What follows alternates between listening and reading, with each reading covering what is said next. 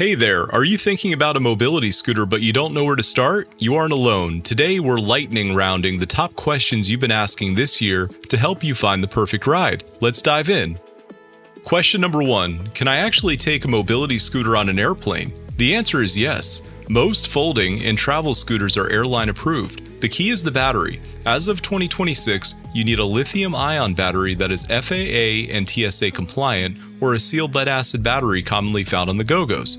Usually, you'll drive your scooter right to the gate, check the scooter there, and carry the battery into the cabin with you. Always call your airline 48 hours in advance just to confirm. Question number 2. Will it fit in my car trunk? In most cases, absolutely. Modern travel scooters are designed to fit in the trunk of a standard sedan or SUV. If you're worried about lifting, look into the new carbon fiber models. Some weigh under 40 pounds. Question number 3. How far can I go on a single charge? Well, this really depends on the model, but the 2026 standard for travel scooters is between 8 and 18 miles, and obviously more with the bigger heavy-duty type scooters. If you're doing a full day at a theme park or a cruise ship, look for long-range editions that could push even further, or buying an extra battery pack. Question number 4. How long does it take to charge? A full charge typically takes 4 to 8 hours. Question number 5. 3 wheels or 4 wheels, and which one is better? The answer is it all depends on where you're going. A 3-wheel scooter has better maneuverability and a tighter turning radius, perfect for indoors, narrow hallways, and grocery stores.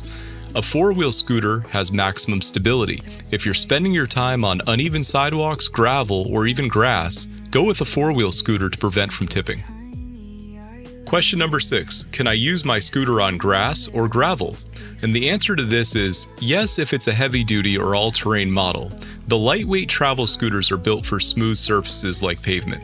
Using a travel scooter on uneven terrain or thick grass, gravel can stress the motor and drain your battery fast, and you might even lose traction, so we don't recommend it.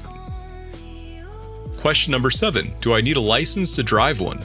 The answer to this is, in the US, no license or registration is required for standard mobility scooters. They are classified as medical devices, not motor vehicles.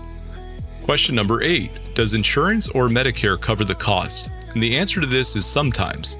In many regions, Medicare Part B may cover a portion if the doctor deems it medically necessary for use inside of your home.